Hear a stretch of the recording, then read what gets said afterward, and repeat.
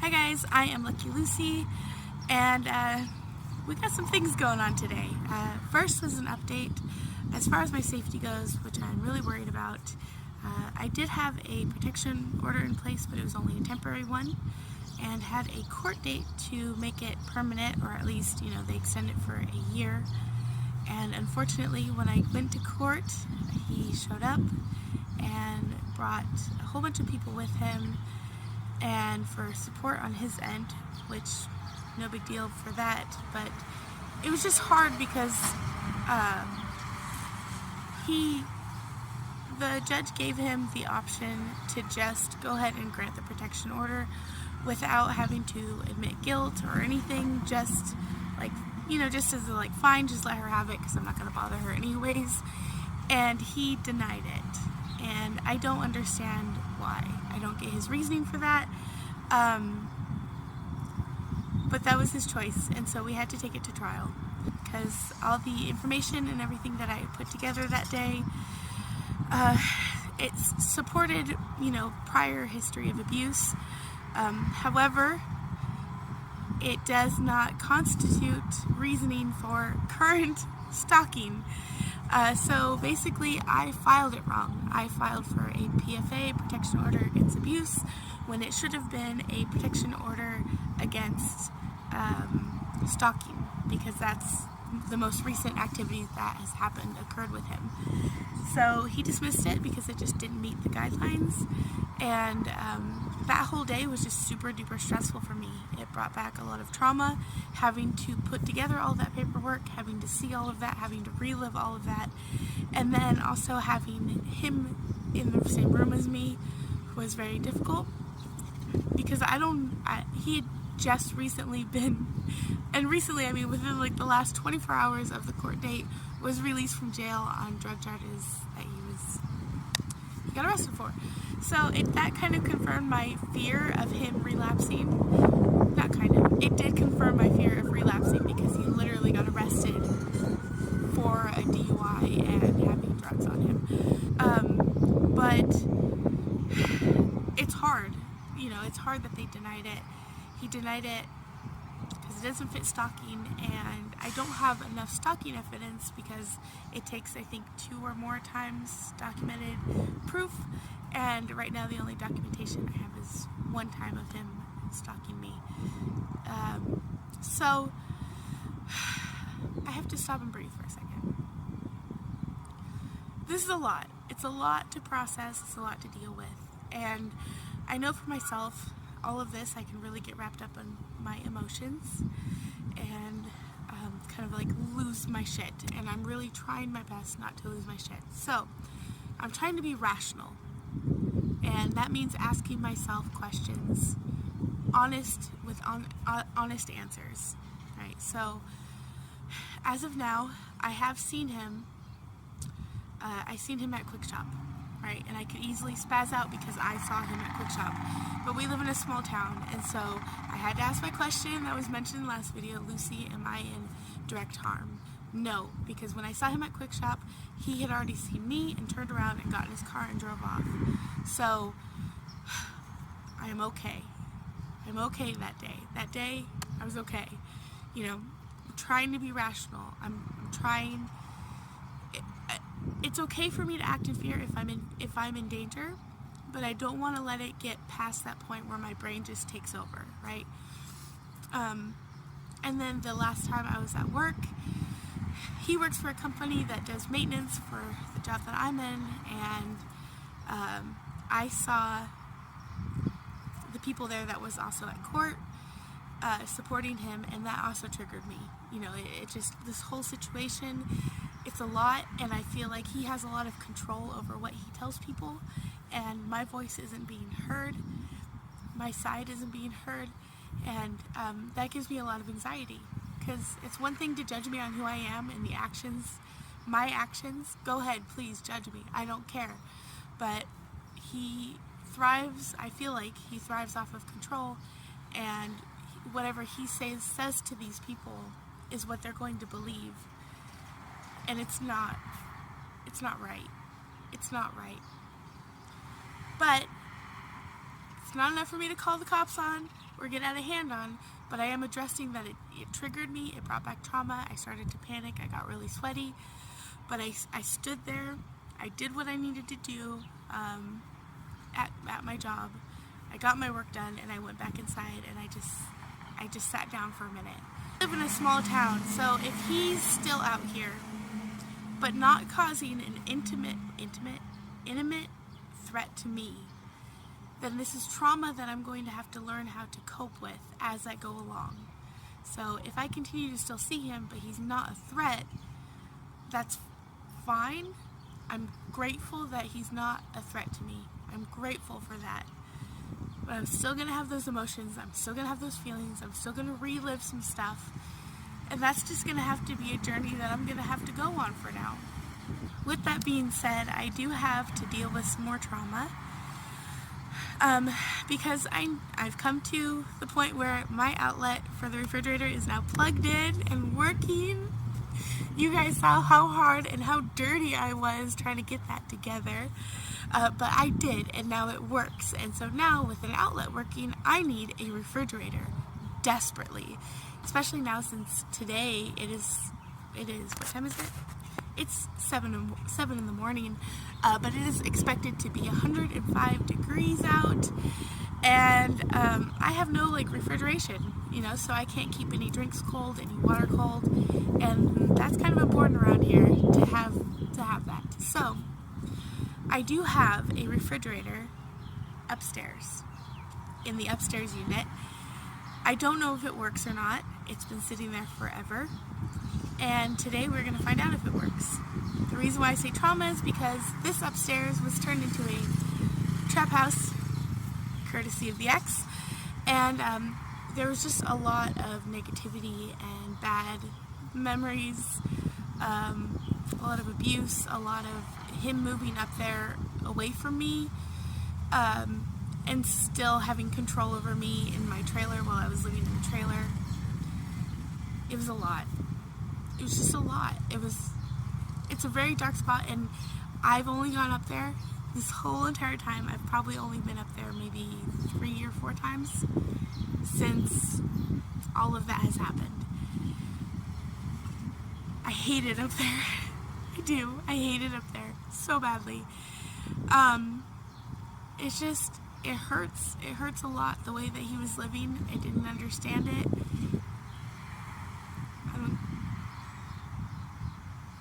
Let's try not to get into too much details on this, okay? I'm going through a lot this week, but I have to be brave enough to go up there and see if that refrigerator works, because I need a refrigerator, and if it works, I gotta move on at some point, and it's just a refrigerator, okay? It's not, the refrigerator didn't do nothing to me, and like I said, I'm trying to heal this house, and there's just a lot of pain up there, and I just need to get in there and do it. So let's get this extension cord run up there and plug it in, and I figure I'll plug it in. If it doesn't explode on me, then I'll leave it plugged in for a few hours, see if it works, and kind of go from there. Let's just take it step by step. So for right now, we're bringing up the extension cord.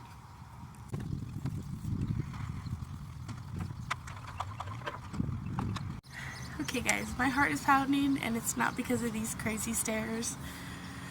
I really do hate going in here so bad. But I gotta do this. Okay, so I went ahead and unlocked the door, and we're gonna do this, okay. Here it is, okay. There's the refrigerator, and I don't know if it works, if it doesn't work.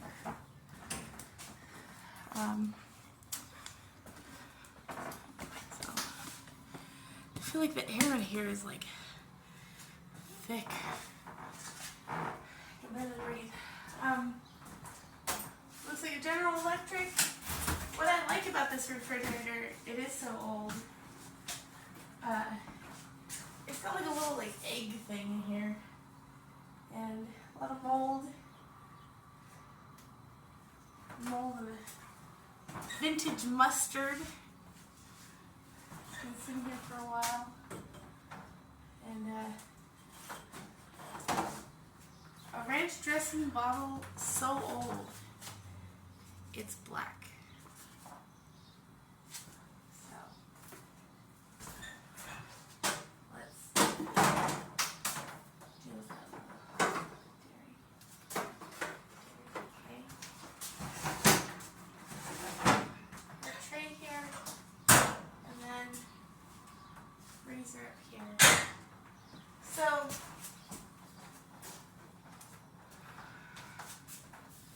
let's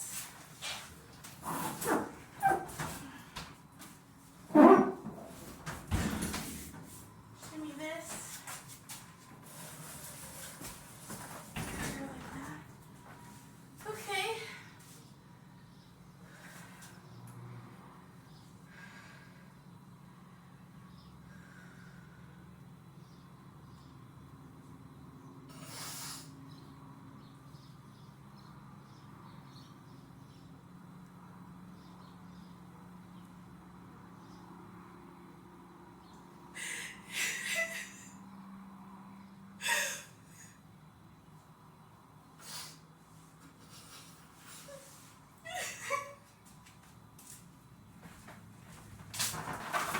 All I gotta do is plug this goddamn thing in, that's it. I'm sure it doesn't explode on me, so.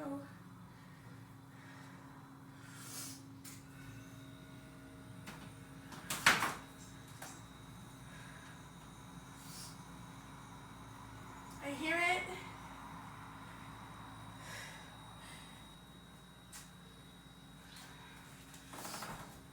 I hear it. The motor's on.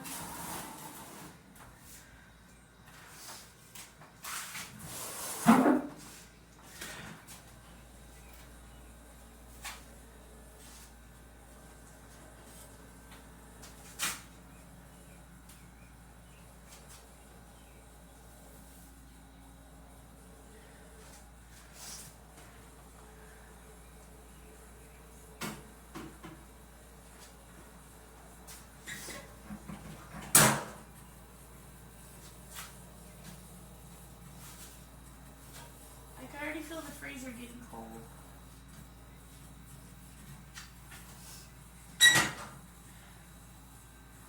So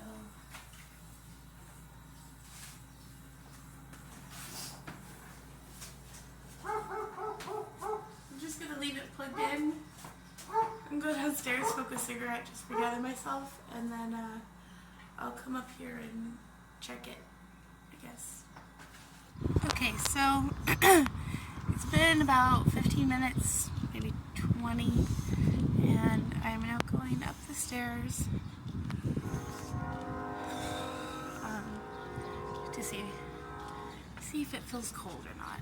So you still hear it buzzing a little bit. That might get annoying, but if it works, it works. So freezer, definitely cold. And not so much, I guess a little bit, but oh yeah, I don't know if it's because of the freezer or whatever, but if the freezer works, then we're gonna have to figure out how to take this down because I need that. So let's now I don't know anybody that's gonna help that I can call right now to help me move down a refrigerator. But I have some really steep stairs it needs to go down. So let me see how creative I can get with this. Alright? Keep posted.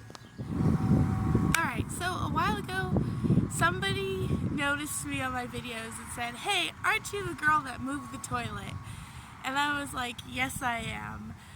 So inspired by that video, let's piggyback, let's one up it this time with, let's be the girl that moves the refrigerator downstairs on her own.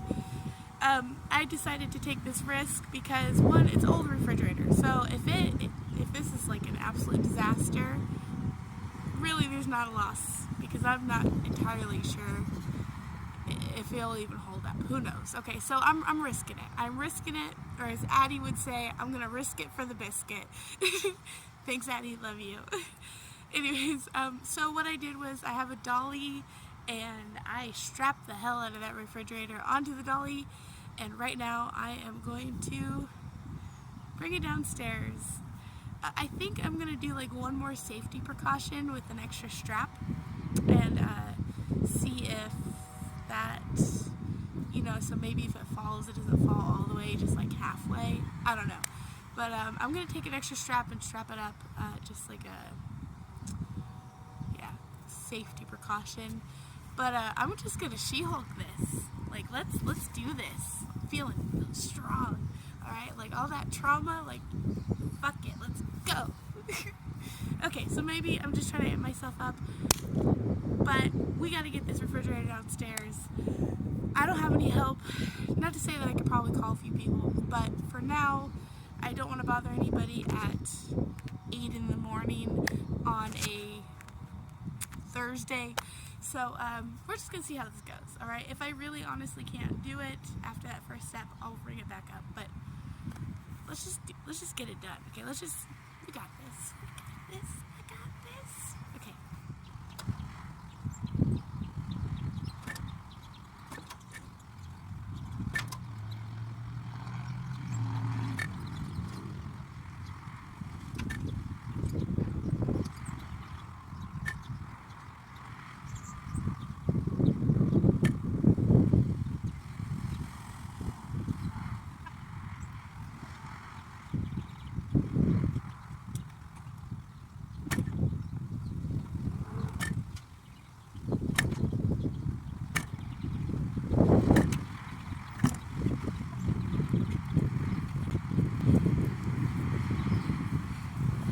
I did it.